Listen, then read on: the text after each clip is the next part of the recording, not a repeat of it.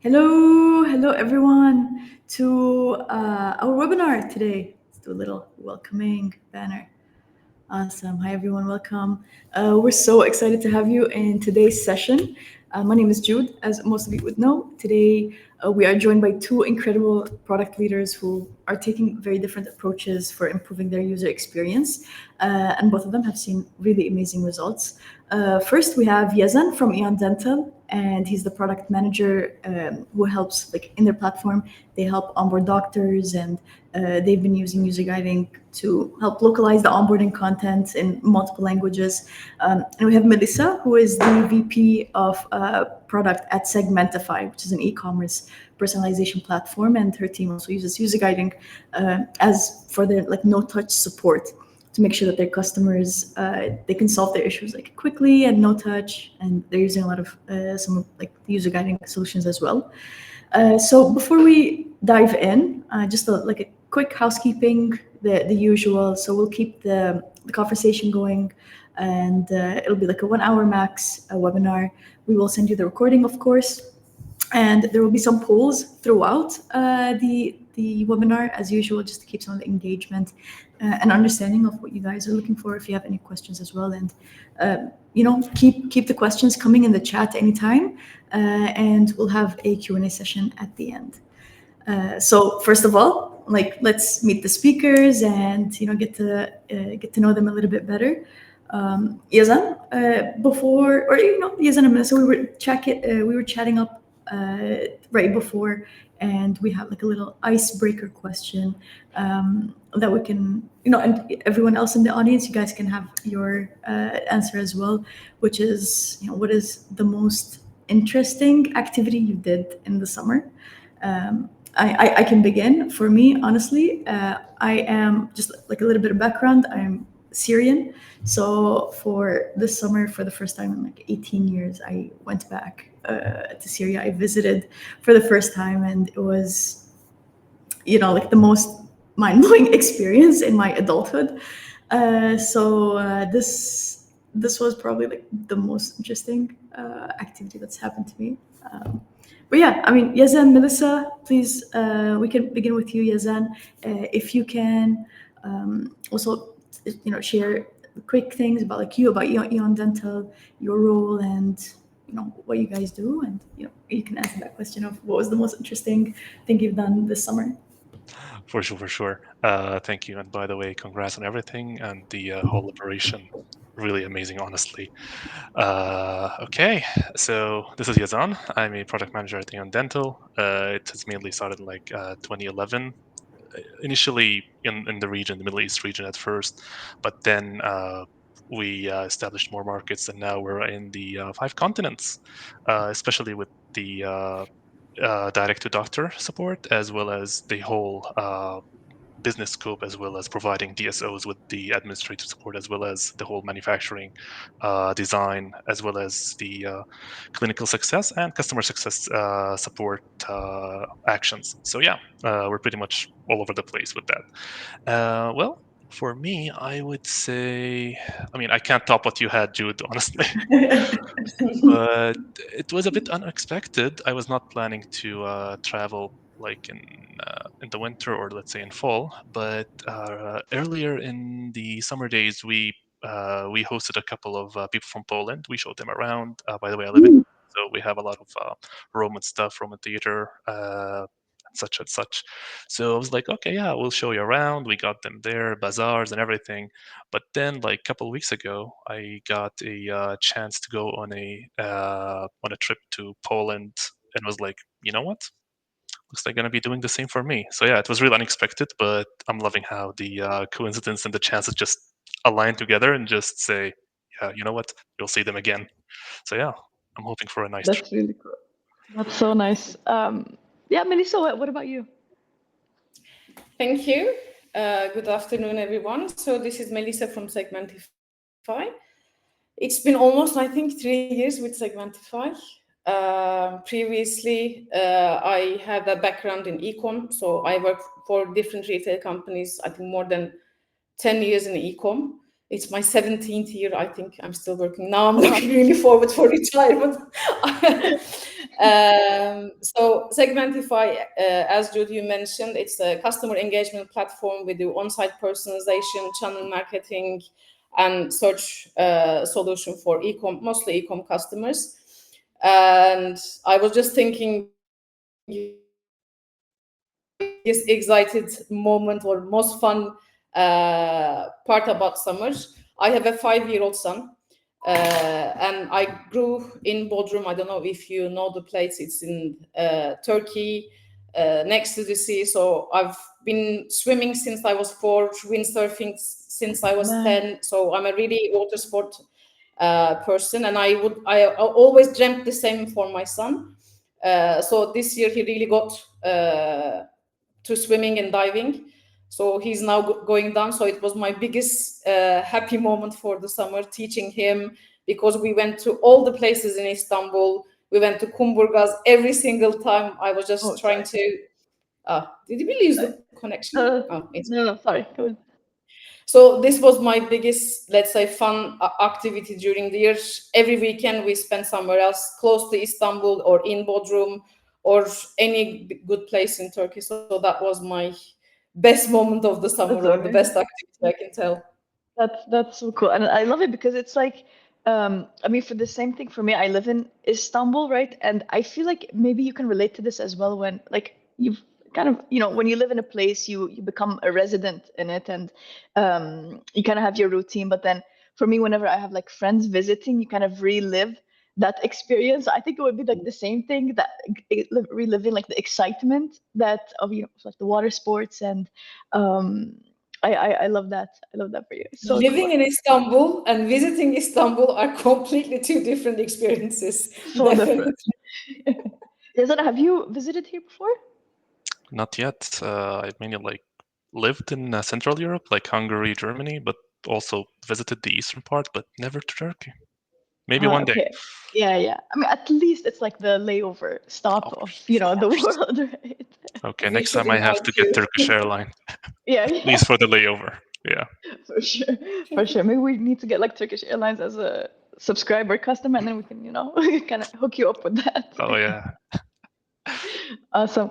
Thank you guys so much for joining for today and sharing your knowledge, your experience. Melisa, I'm so excited to hear about yours as well. Like after 17 years, it's just so impressive to have like that track record in one domain. We do have some. I started having a poll going, engagement poll. Let me bring it up here. By accident, I had shown it while you were talking, Melisa. So my bad for that. So basically, which part of the webinar are you most interested in? So a lot of them are, interested in learning more about like the onboarding. Many are also interested in like the e-commerce part as well of, your section, Melisa. And yeah, we got some self-service support and HealthTech as well. So keep an eye on that. Awesome.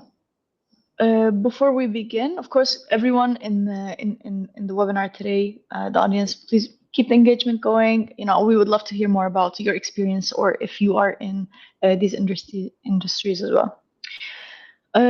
So Yazan, we can begin with you. So user guiding for health tech, right? So as a brief, I had talked a little bit about your use case, but we would love to like dive more into it. I know that you're onboarding mainly for the doctors, that you have maybe it's probably more like dentist, right? Dental oriented. And your use case is very specific a little bit. And this is the one thing that's like really cool about user guiding, that you can like really generalize, or you can really like pinpoint down on how you want to use it. So because you're working with doctors, and as you said, like grown to like 5 continents, which is amazing. We would love to learn more about, how did you get started with user guiding on EON Dental?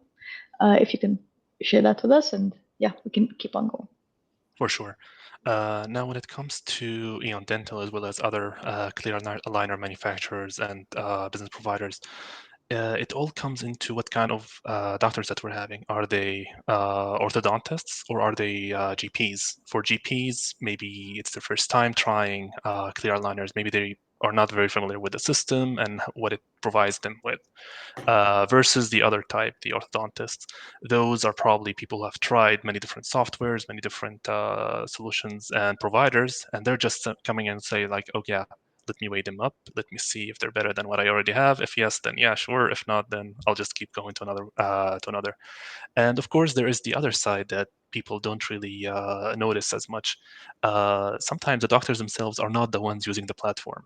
It is the hygienist, the administrator, as well as any other people who might support the doctor, but the doctor would only come in when the treatment is ready.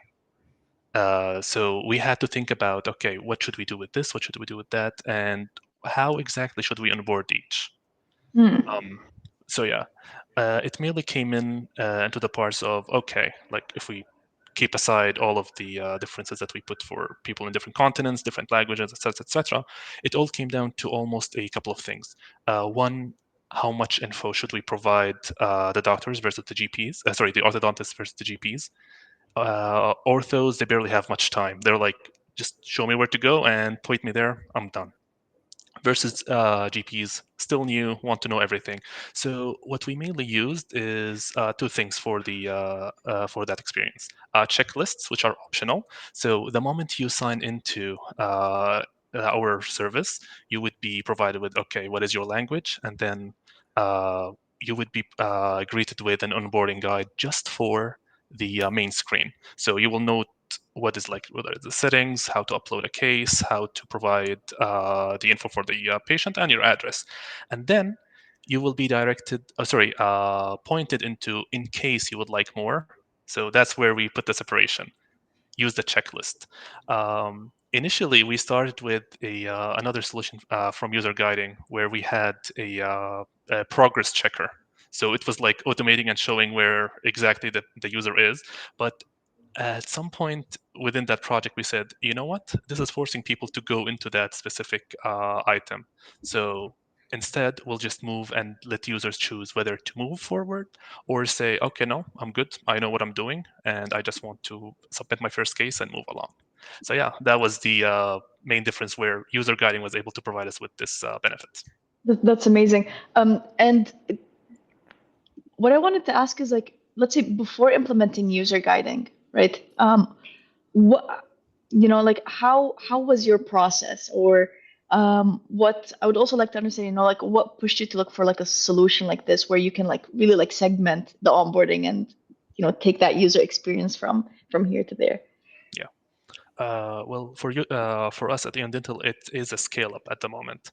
So it was more about the effort needed versus the impact. But at first, we used to put hotspots like what the user guiding is already doing, but it would be done from the developers. So we would need them to like any kind of change, any kind of edit. Oh, hey, by the way, can you please edit this for me?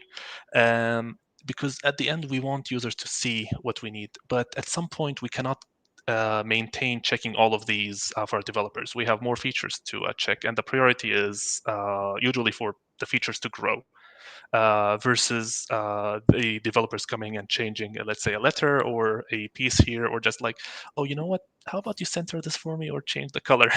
So instead, we thought like, okay, there would be a service for that, and we could focus on what's driving a lot more value for the developers and for our end users, so that we would know where to utilize the time. Yeah, it's like two birds, one stone. Yeah, we knew where to head. That's awesome. And do you know how you came across like finding user guiding? Well, it actually came a little bit before me, but from the documentation, I've seen that the team has gone through multiple of providers, but I believe it's called G2, the website where you can do a lot of comparison in between different providers. For me, like personally, when I did my checks, when I checked the documentation, I was like, okay, if you're getting so many different awards, being like specifically manufacturer, let's say, designed to support startups, scale-ups, and as well as established businesses, then yeah, those are the people that we would like to go with. For sure. And did you when you guys started with like this whole onboarding process and like segmenting, were you already targeting like those like different languages, 5 continents, or did that come after? Well, of course, initially it started locally here in the Middle East region. So it was like, okay, English would be our best shot. Surprisingly, we don't even have Arabic, by the way, which is Really? something we're planning for. It's like, okay, they're dentists, orthodontists. They mainly use English in their everyday life, and there are some words that I don't even know the meaning of in Arabic when it comes to Right? dentistry. You know, just to add to that, I had a webinar with it was like it was like a partner webinar with, I don't know if you know them. It's like this new group called like Product Plus, and they're based in Egypt, and they bring a lot of like, you know, SaaS and product managers and all this. And we were talking about like, you know, which language should we have the webinar, like Arabic or English, or, and it's so funny because we were like trying to provide this like webinar information for like, you know, the Arab geographically like targeting the Middle East and Arab countries. But then it ended up being like half because like half the terminology just like it does not translate well. Like how can you translate like, you know, onboarding in Arabic? It's very, you know, or like product adoption, for example, Yeah, in that language. So that's very interesting that you mentioned that, because it still stays like, you know, English is a little bit more dominant in software, at least indeed. for now. Yeah. That's correct, yeah. And afterwards, once we created our full suite of, let's say, DSO services and everything else for those who would like to handle the manufacturing as well as the administration, we were like, okay, we're growing into more and more countries. Then, okay, our focus would be on localizing the content of our website for that. So at first, we did have our translators and everything, but then you would say like, okay, how important is translating this? How important is making sure of the highest quality here? So it kept going and going. Some things, they were actually in English because we were not sure, would this be actually culturally appropriate, or in the language, would this be the right option or not? So eventually we're like, okay, these are languages, and of course, with more markets that we're having, there would be a more languages needed, which user guiding is providing, which is nice, Yeah. by the way. You have like up to 7 or 10, I can't remember. We're not on that extra plan yet, but maybe soon. Yeah, So yeah, no. that's where the need for expanding our localization came in with the languages. That's so good. Melissa, just to bring you into this conversation, so because I know Segmentify also, it's based in Turkey. What about like, do you guys provide, right? It's based in Turkey, or maybe I'm. Well, the headquarters is in Istanbul, but Yeah. we also have office in London, and we have satellite offices in Poland, Italy, Spain, Netherlands, everywhere around the world. That's so It's cool, a good challenge as well. The language barrier, the localization. Yeah, it's all over the right? place. The webinar that we just had recently, like 2 weeks ago, it specifically targeted like our customer support manager. She was talking about like the difference between like localization and translation. Like when you localize, you, as you said, yes, and like you kind of have to get like that cultural background and language to it as well. And us as user guiding, we have like a massive target in Brazil as well. So even like in Portuguese, I know there's like some things that don't translate. You know, you can't just use Google Translate for it. You kind of need that like cultural background to it as well. Even in some countries, we don't use emojis, we don't smile. That's so interesting. It is. It's cultural differences. I find it quite interesting. As you said, translation is 80% okay. But I think with the 20% is where we make the difference with localization. Indeed, Yeah, indeed. We are all different. We are all similar but different. I know. I like. Yeah, Yeah. it's so interesting. And I mean, just to not steering away, but like let's say segue a little bit into a different direction. The involvement of AI now also in this like type of translation. Of course, you would still need kind of that human review of, you know, the content. And I know, Yazan, like you've also like implemented some AI in your standard, you know, operation procedure for this whole translation thing. So maybe you can like touch base a little bit on that. Indeed, indeed. Now, the main issue with translation and let's say localization is you have a translator. They understand English, French, German, etc., etc. But then, can you have a doctor who's also translator? That's kind of tough to get. And okay, maybe you get them for one language, but not the other. So like, okay, I noticed some like things that were maybe in French versus Italian. Sometimes they're similar, and a translator might like just say, okay, you know what? Maybe they have an issue with copy and pasting, so they ended up like, okay, it's French here where it should have been Italian, or this is not the best word to use when you're talking to a doctor or orthodontist. So when I came in, I started experimenting a bit with AI, of course. Like for me, I have some experience with prompt engineering, so I started like what everyone would do. Okay, yeah, let's go with translating on this one. But then when I get the reviews, like, it's not the best, not the most culturally appropriate. So like, okay, let's add this prompt, let's add this to the prompt. So we ended up with a whole SOP on just what to do, what to look for. Like, for example, it would be looking for any cultural differences. What would appeal the most to our dentists and orthodontists? What language we should avoid, what language we should check. And the most important piece, a self-review by the AI so that it would tell me, I use this because of that. If that's fine, then yeah, keep going. If not, I would recommend 1, 2, 3. So just before I even share the content with our translators who are technically reviewers at this point, I would check it myself and say, okay, yeah, this does make sense more here. This does more sense there. So I will add it, and then I will provide to our translators so they would take the final look before we do our whole, let's say, push to production for these localizations. Yeah, that's like I love that tip of getting the AI to like review itself and like give the reasoning for like why you added that. That's like taking it to the next level. How has that kind of impacted, let's say, like your procedure, or let's say like even like the quality of the content that you've been putting out? Indeed. So yeah, for us, or let's say for any tech company, you would first focus on the product and say, oh yeah, the feature is there. But then, oh, we'll have to wait for our translators. Should we like push first and then wait for them? Which used to be in the past the default, which is like, because English is mainly understood everywhere. So let's say as an MVP or as a product at base value, yeah, everyone would understand it. But then there's like how to ensure loyalty of our users, how to ensure that they always come back and say, oh, I feel heard, I feel connected to this brand. So it was like, yeah, we should fight how urgent we want things to go with how perfect we want them to be. And that's where it Right. went. So, and by the way, using AI has really cut our translation time. Like now in 20, 30 minutes, I can translate, or let's say give the translators the draft that they would be using, which took them about 2 to 3 hours earlier. Very interesting. I have not checked it yet, but of course, like you're probably aware, like we also have like this like AI agent, AI assistant. Have you been using it, or are you considering of implementing something like that as well?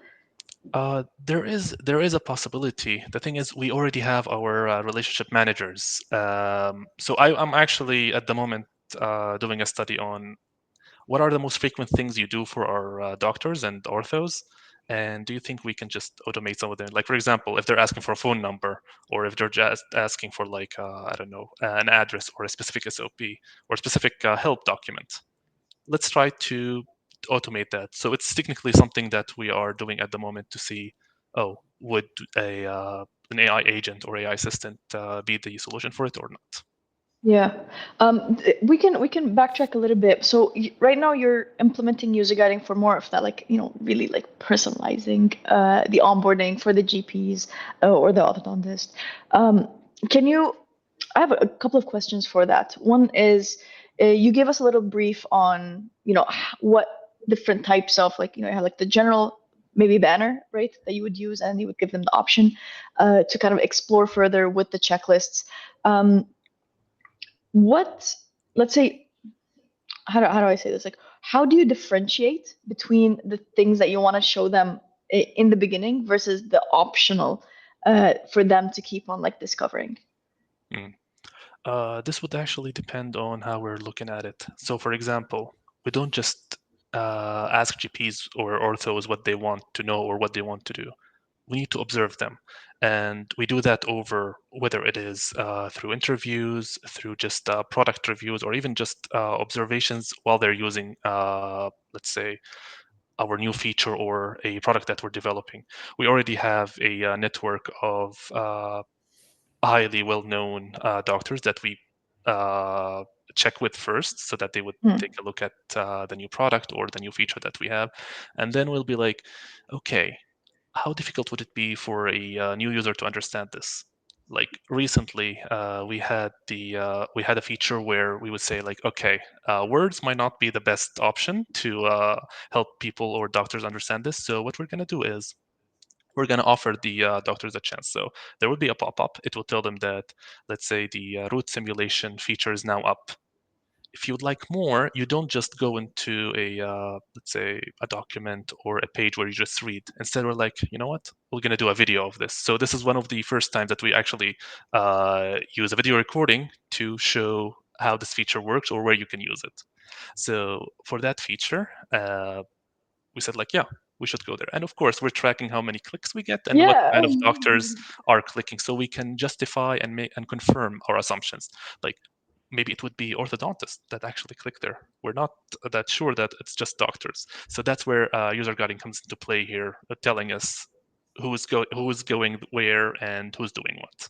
That's so cool. So like you're like tracking those like completion. It's not just like you want to put it out there and you're just like looking at it. No, like you're really like monitoring and observing. Okay, who is clicking on it? Who's watching it? Who's engaging with this material? Have you, since like rolling out, let's say like this, like after implementing user guiding, and it seems like you've been like testing really cool, like new kind of ways to get them engaging and to get them to understand more about any features, any new features, or completing their onboarding. Have you received any like feedback from the doctors on their experience since then? Yeah. Well, yeah, I can actually share a couple. One of them was on regarding the localization, by the way. It's not just the onboarding, because at first you were not really sure which language our user is using. So that's why we're like, you know what, choose your language from the beginning. And because honestly, that was like something I couldn't find in user guiding at first. I was like, let me see what we can do to work around it and work with user guiding instead of just saying, oh yeah, the feature doesn't exist. So we just linked a pop-up and triggered a guide based on that pop-up. So the thing is, you don't just click to get somewhere.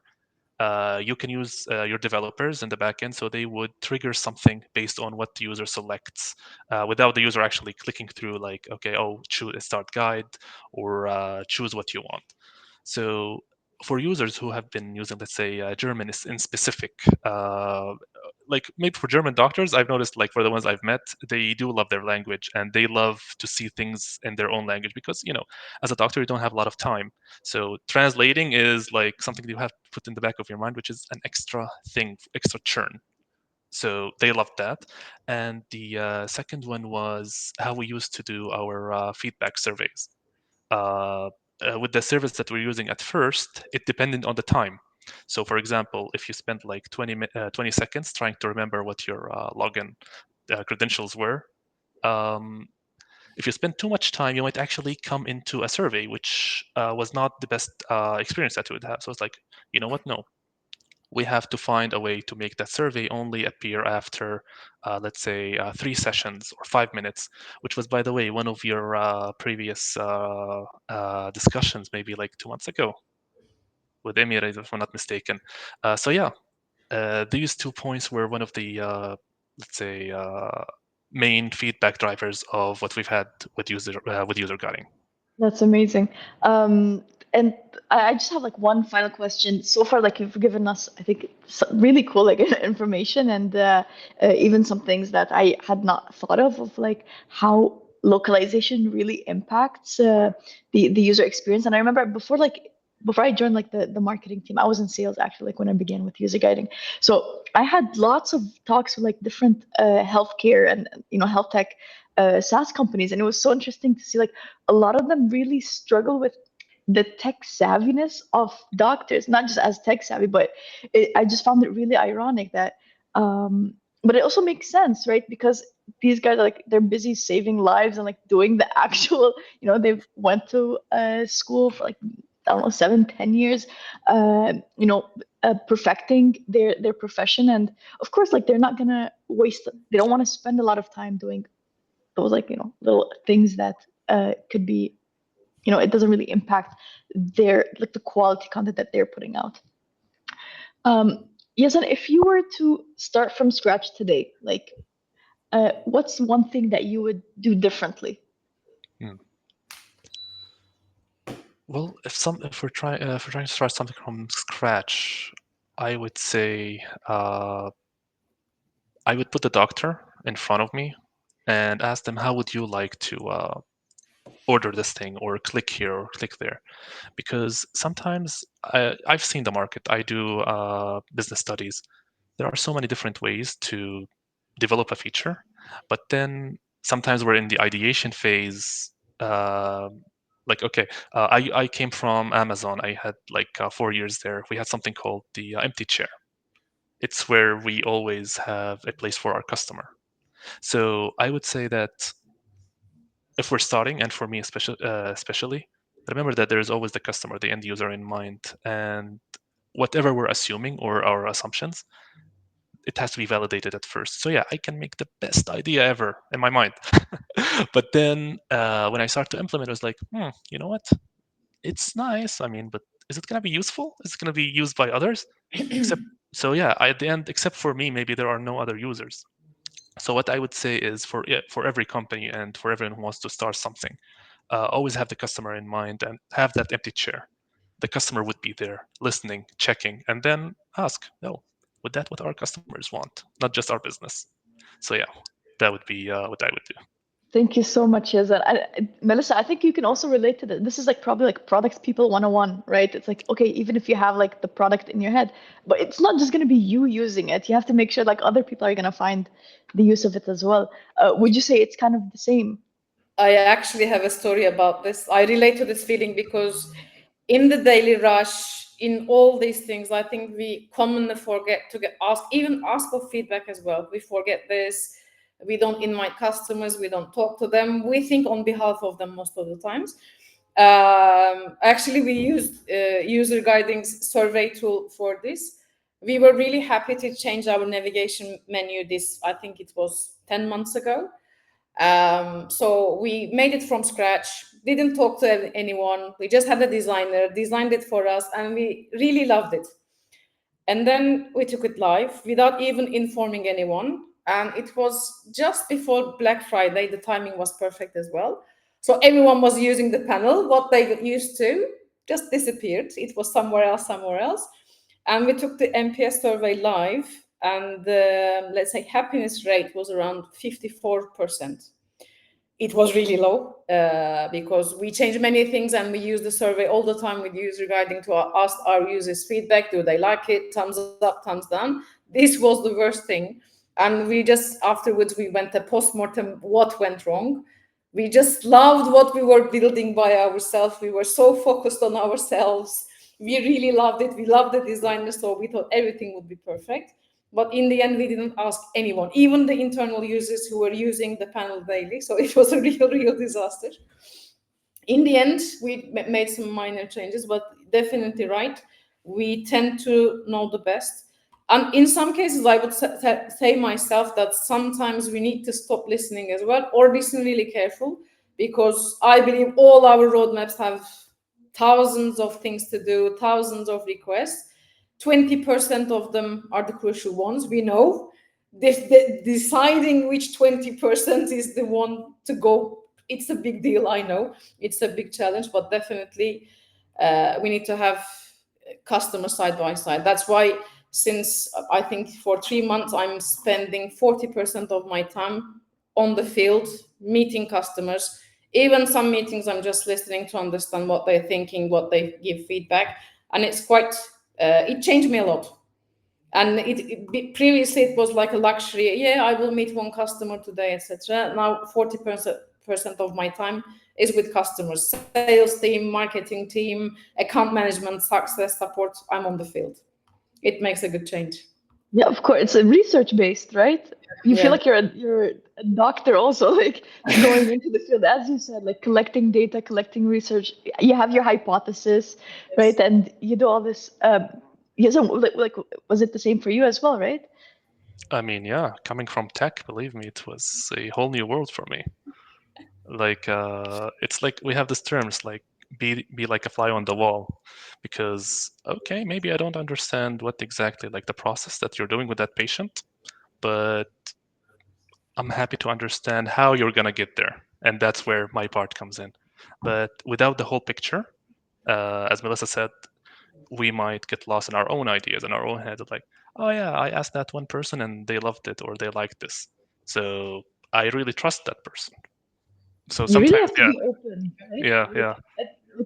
Probably like a characteristic of being a product person. Like you really have to be open-minded to suggestions that even maybe if your own personal belief, it's like it goes against it. But I mean, statistically, it would show that no, most of the people, it's Indeed. different.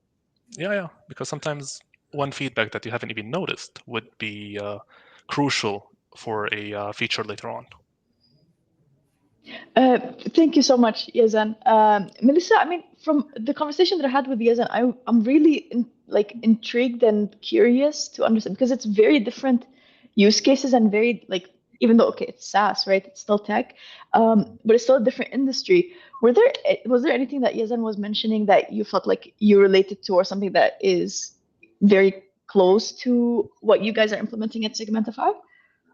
I think there are similar things and quite different things. I agree with Yazan and went through the same thing. The onboarding part is quite easy and quite difficult.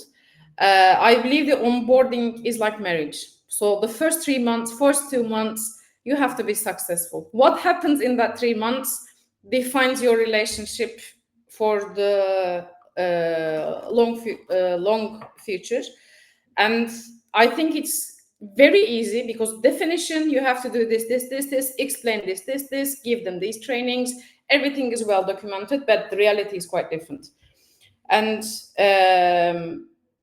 I think we are more lucky than you, Yazan, because most of our clients, they are digital people. They know they are similar to this. Even then, we see that they don't want to use the product. They want someone to do them on behalf. They get the training, don't understand, and last year we just took some data to understand what we are doing in customer support, etc. And we realized that we are giving the same training over and over, one by one. And even after these trainings, we said that, okay, they still don't understand. It could be the training material, it could be the agenda. We are all busy people. So even when I'm using products, I forget what to do, how to do, ask for support. So I think this part is really crucial because this is actually how we met with user guiding. Because I was really getting fed up with answering the same questions. The customer asked this, can we do this? The customer asked for this, can we build this? And I was just said, okay, I'm like a copy-paste machine. And we were using Slack for all these internal communications, getting the same thing, etc. We said that, okay, it's enough. I had enough. We all had enough. So why not cover everything underneath? Why are we having these questions? Well, I think we spent days, weeks to understand what are the common questions, what people don't understand, and what we want people to understand. Before this webinar, I was in a customer meeting. He asked me for a different company. He said that, do you know this company? They are doing this product. I said, we have this solution. Why are you looking for a different company? And he was really shocked. And he said, you have this solution? Yeah. We had this solution for 5 years. How? You don't know? Because it's because of that. We have probably 100 different campaigns you can make with Segmentify, 3 modules, different solutions, etc. And I think it's still a big challenge to explain who we are, what we can do, what are the capabilities, what are the different types of things. I think it's a quite good challenge. And for us, the onboarding, what we define is 3 months.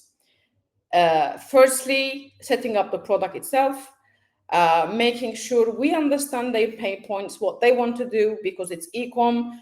Every single client has a different expectation, conversion rate, average order value, increasing subscribers, and there are so many different possibilities. So firstly, to understand, make the product work at the beginning, then explain what they can do, how can they use the product, because it's our aim, make them use the product adaptation and the usage, etc.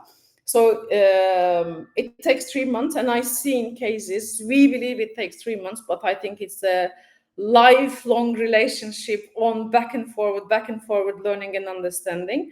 This is actually how we started using user guiding, and afterwards we saw a lot of things. For me, one of the crucial things is that I always explain that I give the same idea. B2B product companies, it's like Netflix.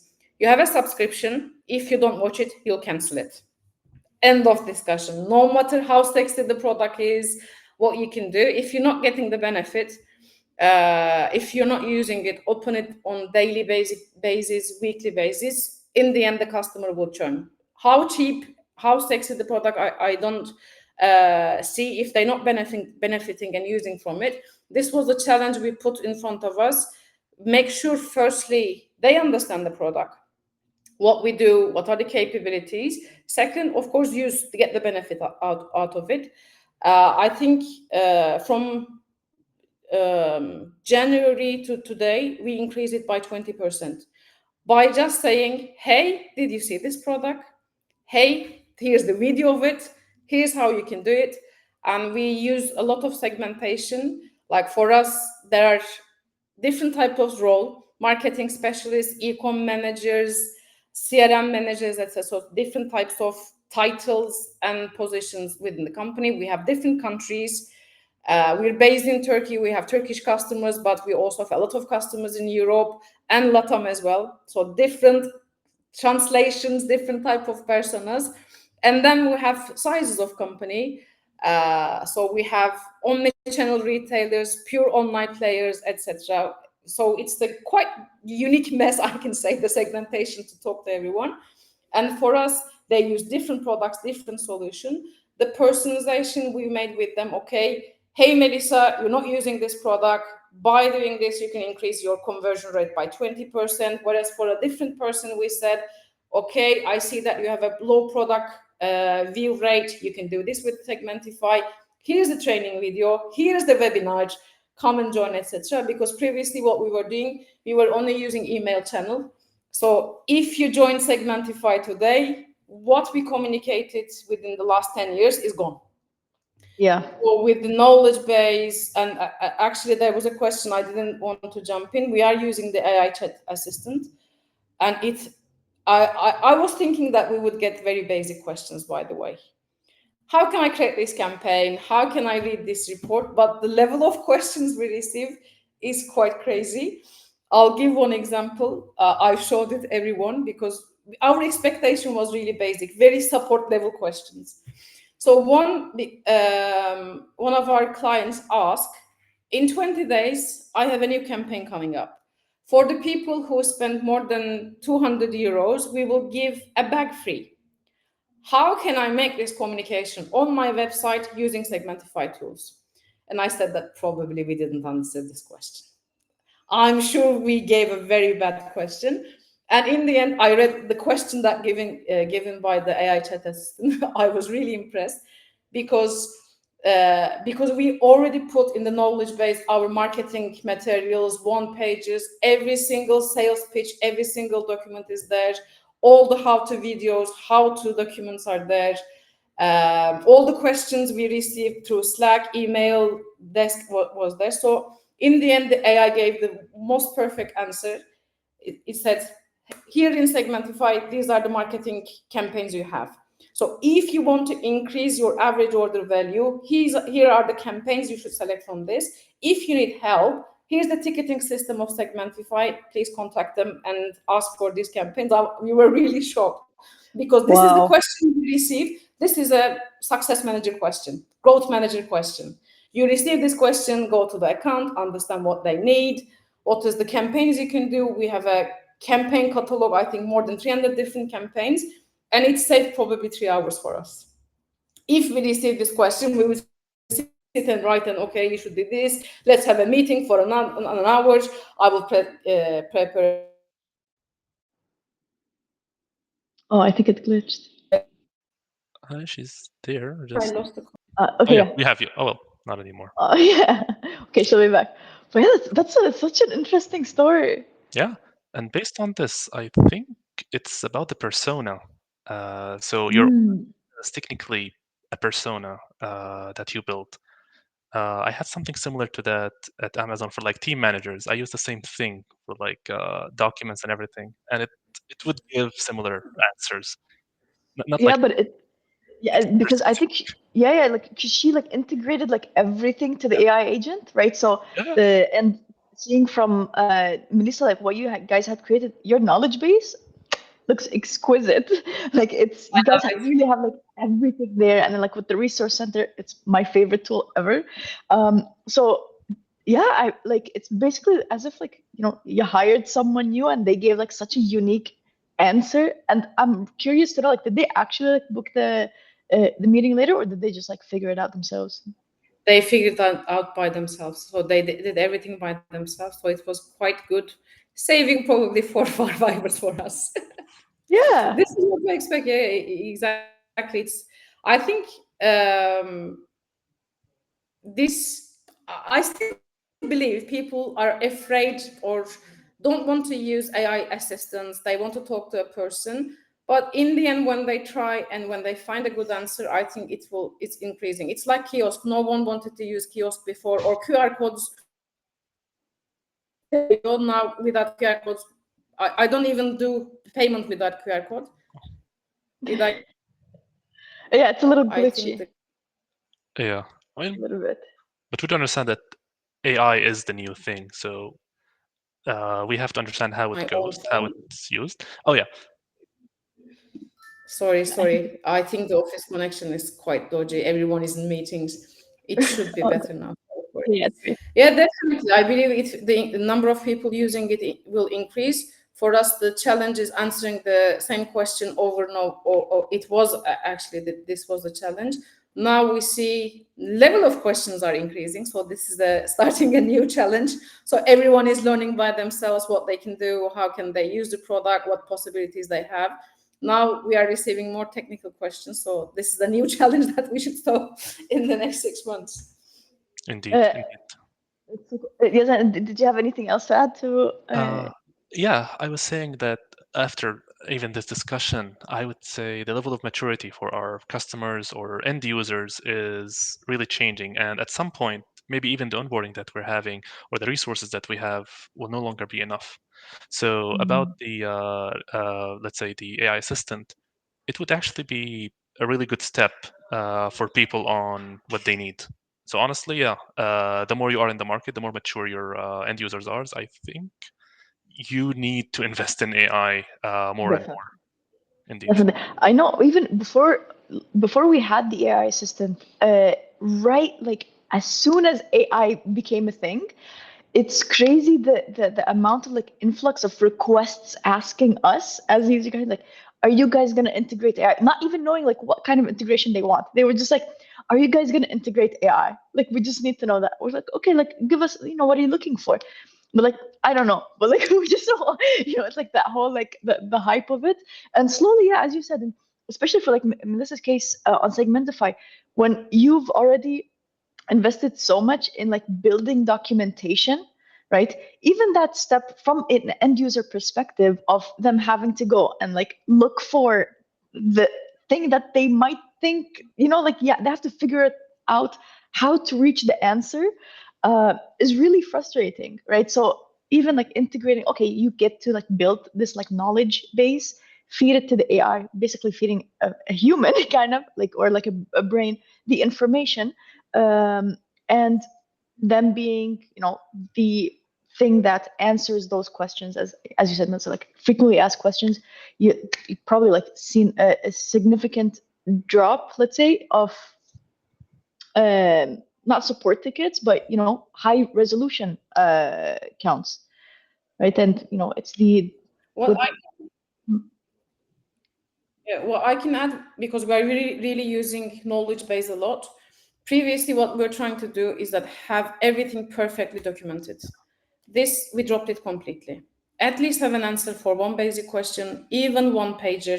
I think it's really good because people they don't like to read as we used to do 10 years ago. They're looking for an answer, very basic video. And even with videos, we said that maximum video should be 59 seconds. If it's longer than that, no, it's not placed in the knowledge base. It should be a webinar. It should be a training. It should be an even meeting. So every time we received a question or we had a document in mind, we just wrote what we felt. So no perfect, no alignment, no perfect, everything explained in details, just very basic information. We just focused on speed. Everything should be there. By some format, even we even uploaded what PDFs we have, all the integration documents. So perfection, I think, sometimes creates latency. So I would say that if you have one thing to add, just add it. Don't wait. It should be there. The customers are waiting for it. Yeah, it doesn't take much, and just put it out there. You don't have to perfect it at that point. And this is exactly what our customer support manager said in that webinar that we had for. It was a workshop, for like creating like the self-service localization, where it's like the one thing that she would tell like product people or like customer support people is like, just you don't have to build like the tiniest thing, just put it out there, and then later on you can develop on that. And something that you said, Melissa, that I really loved is it never stops, like the onboarding never stops, but because the product doesn't stop either, right? You keep growing, you keep getting feedback, there's always room for optimization, so you need something to keep up with. Yeah, definitely.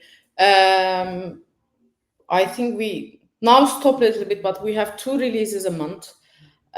With at least 20 tickets or 20 issues or things in it. It will never stop. We will never stop. Even if we stop building new products, of course, there's always bugs. So you need to communicate that it will never stop. It's ongoing. I mean, having it stop is the dream at that point. Like, please give me a break. Right? Oh, yeah. There's always something to do. But I think this is the fun part of the job. We will never get bored. For sure. Indeed. Yeah, and even at that point where it's like, okay, because it's a cycle, right? I mean, you guys like product people, it's like you have to like get the feedback, and then you have like the ideation, and then implement, like developing, getting the whole cycle, and then you go back to like, okay, how was that feedback for like the new feature, for example? What else can we drive? What else are they looking for? Because the personas and what they're looking for in the product, it's always changing depending on the needs, right? If there is no needs, then there is no product, and if there's no product, it's like this whole cycle. It's a cycle, indeed. But yeah, as long as, let's say, we know we're starting from scratch, we're ending to a place where people are mature, and then we reach let's say, a product that we no longer use. It's important to say that, okay, even this is actually something nice. We keep it like it's KTLO, keep the lights on, which is one of some of the frustrating things out there. But even sometimes for a product that has reached its end of life, let's say, time, you still need to support it. You still need to keep documentation on it and help the people there, because they're there for a reason. And as you said, if there is no let's say requests from people, there is no intention to use, then there's no product. Definitely. I just want to share something like it was kind of like a little bit of a coincidence. Melissa, I don't know if you know this company as well. It's also, I think, a Turkish-based company, Joud. I received an email from them this morning. Joud is basically this. I'm such a big fan of like their emails and the way that they do like their go-to-market, because it's been very interesting. They started off as just like this, Typeform type thing, but now I saw like their update. They're adding this like Instagram AI agent, like an AI agent. So they're really just changing their whole, I don't know, like goal, let's say, of what their product is. And it's really taking shape based off of what they're seeing as a need in the market, but they're still making it very niche. And it's something very interesting in this like really fast-paced industry, right? Definitely. I think they found a $10 million problem or a potential in the market in the end. Yeah, and like the way they were promoting it was so interesting. Like this, like AI, like an Instagram agent, where, especially for like in e-commerce, when you would have stores, online stores, and people would ask, for example, like, how much is this, or like, what time you guys open? These types of questions. This agent, like doing this like free. A promotion for Joud, but it was like very impressive to see how much a product could change based off of the evolution of software and like what new thing comes out and how people take it and reshape it. It's like this like Play-Doh, and then they bring it into life. We're reaching close to our time, guys. It's been such an amazing conversation. Just some questions just to wrap up. If you had to sum up your user guiding journey in one word, what would it be? Maybe one word is too short. So one sentence. Yeah, one sentence would make more sense. I would say on board as if you are the person on the other side of the screen. That would be what I would describe my user guiding experience with. Because you need that like curious new mind, that new vision. Yeah.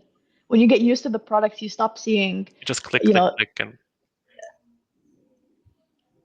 and then that's it. But if you're taking it from the perspective of the others, forget that I've just created this onboarding. Okay, mind blank, turn off my product persona. Okay, I'm a user now. Put your hat. Your hat. Yeah. So that's one of the important things that I've used user guiding for. And I love that it would provide such a thing as long as, okay, as a person, I just have to imagine I'm my end user now. So yeah. So what about you? I'm still thinking. if I explained user guiding in one word, it would be smooth, because it made my life smooth. The product itself is smooth. It's easy to use. One sentence I would give is walk side by side. It's quite, because one of the things I really liked, Yazan, you mentioned, who did what you can see with user guiding. So who clicked on this walkthrough, who saw this, etc. I think it's quite good to understand the engagement on people level and the segment levels as well. That I can add, but it really walks side by side. The first 3 months of this marriage is quite crucial. So that would be it. I love that. I think that's gonna be like our new logo and slogan for onboarding. It's a marriage. First 3 months honeymoon. And that's like from a marketing perspective, it's a very cool because everyone relates to it. Like this, it's a new exciting tool, but you got to make sure that it has value and it adds value to your life. It's the same thing for everything else, even AI, right? Yeah, for sure. And yeah, that marriage is always successful, and we need to maintain it. You can't just create it and leave it there. Indeed. Exactly. I mean, looking at the chat here, just a little bit like the public. We honestly, I think it's been such a lovely conversation. Everyone is joining in, saying where they're coming from, and we just had like one user guiding related question. When will Finish be available in UG? I mean, I don't know if we have many audience, let's say in Finland. Right now, but so I don't know if you mean by like localization or the tool itself. So yeah, we can get in touch with you to understand more. And just to wrap things up, thank you so much, guys, for sharing your experiences, your knowledge, and if you're watching this and thinking I want to do what these guys are doing as well, you can check out User Guiding's some resources, and you can also book a meeting with our team for that. Okay, so she meant localization. Honestly, you can localize with any language that you want to. Don't worry, we'll get in touch with you to help you with that. And as a final remark, you guys could also, let me add this here. 1 second.